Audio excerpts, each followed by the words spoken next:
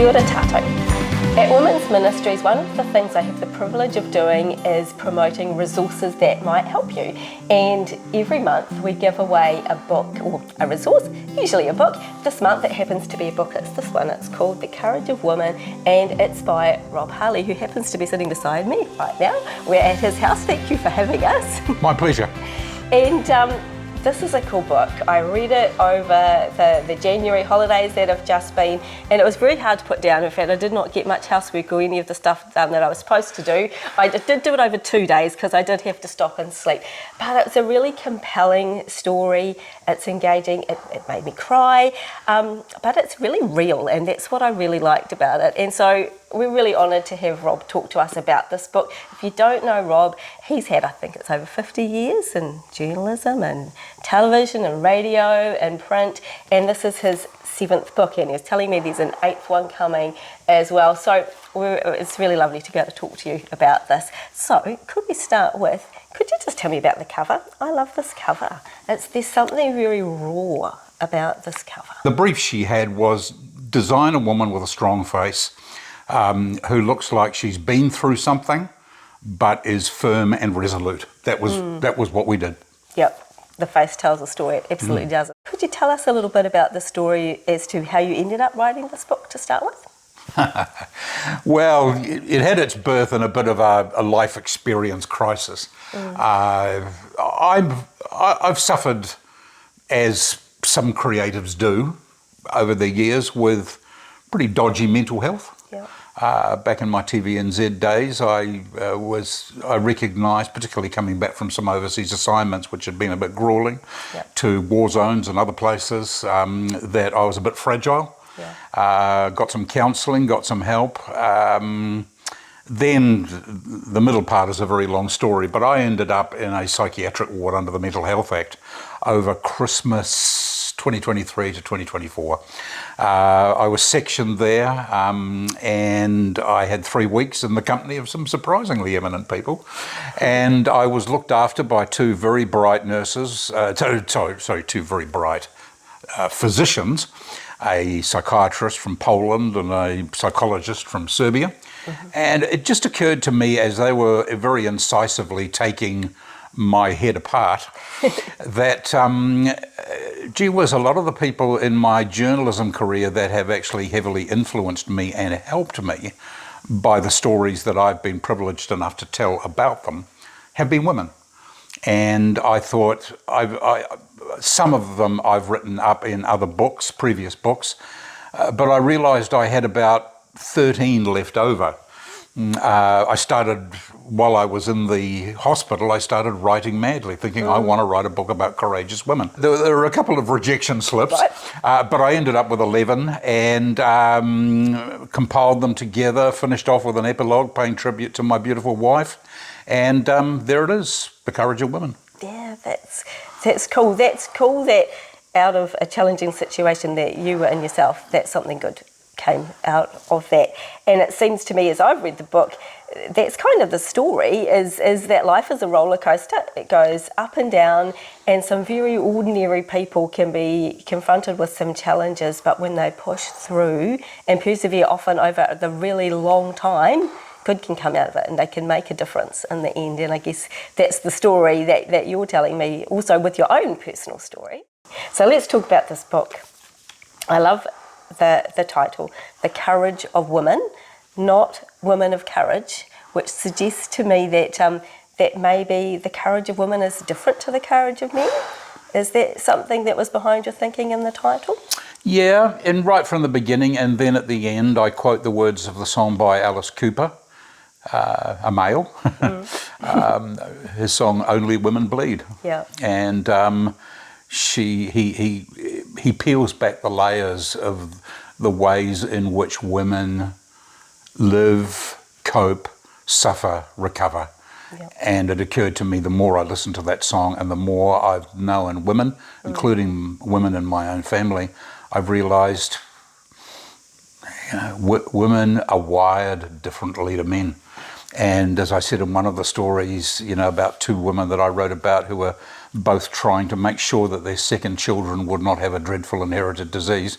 Yeah, their husbands were involved, but they were the ones in the end who had to make the decision. Do I try to conceive this child? Do I carry this child? Will this child be well? How will I raise this child? You know, in the end, the woman is at the very centre of the decision making and the pain and the recovery, if necessary. Yes, indeed. One of the things that strikes me as I've read the book is that, yeah, like I said, these women seem very ordinary. They seem very real. I wonder if you could tell us a story about a woman who has surprised you because of just her ordinariness, and yet she's done something amazing.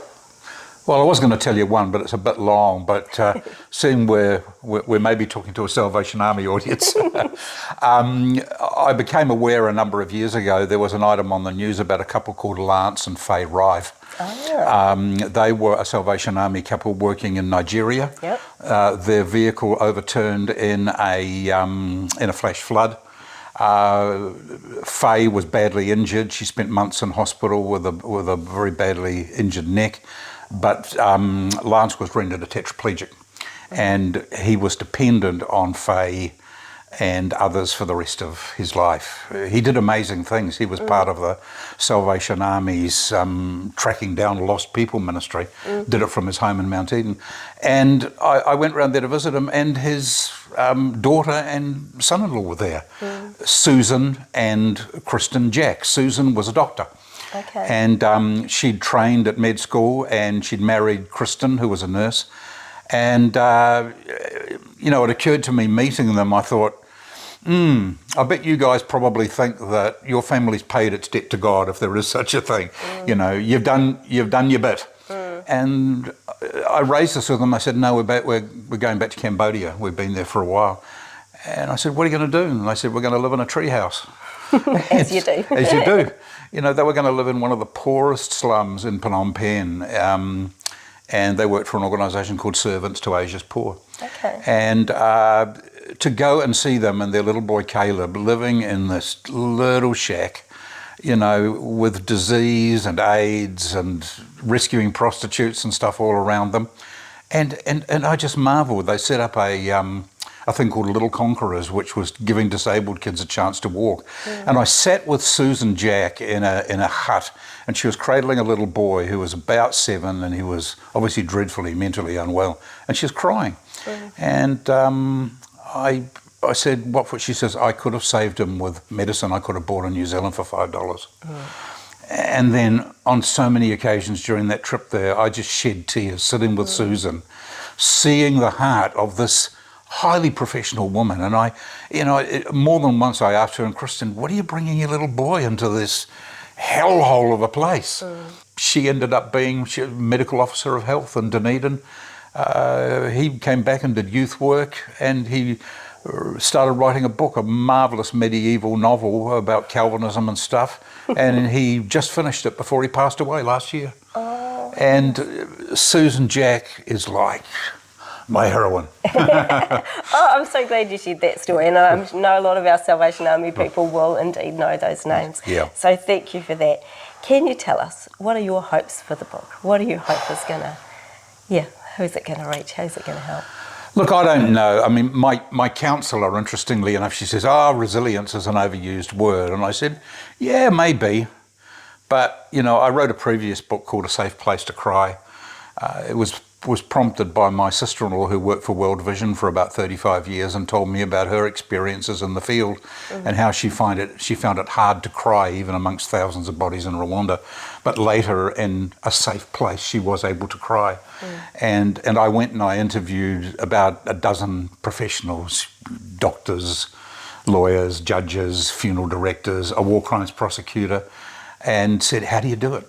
How do you deal with the trauma that you have to face in your life? And this is probably where my writing's going, and it's certainly my hope for this book, that people read it and take courage. In the foreword to one of the forewords to the book, Helen Clark agreed to write the major foreword and endorsement, and my good friend Naomi Cowan wrote the other one. And she quoted Malala Yousafzai, who was shot in the head by the Taliban and recovered, and went on to become a world changer. And she said, there are three things that will change the world. I forget what they were, the power of the pen, something else, and women. Okay. And Cool.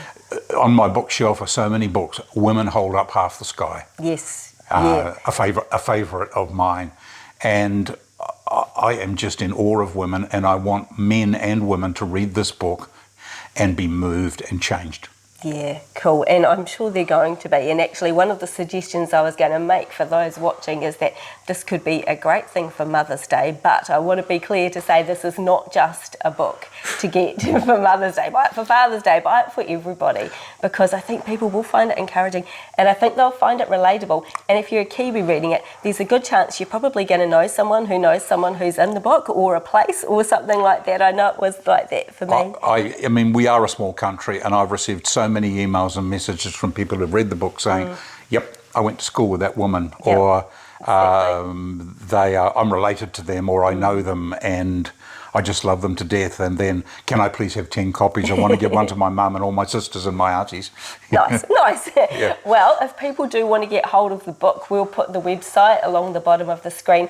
But in the meantime, we've got this one that we're going to give away, and if you would like to go in the draw to win this book, then what we'd like you to do is make a comment in the comments below and tell us a woman of courage. It could be someone that you know personally, it could be someone from the Bible or someone from history, but just put that person's name and we'll do the draw, we'll let you know who wins that.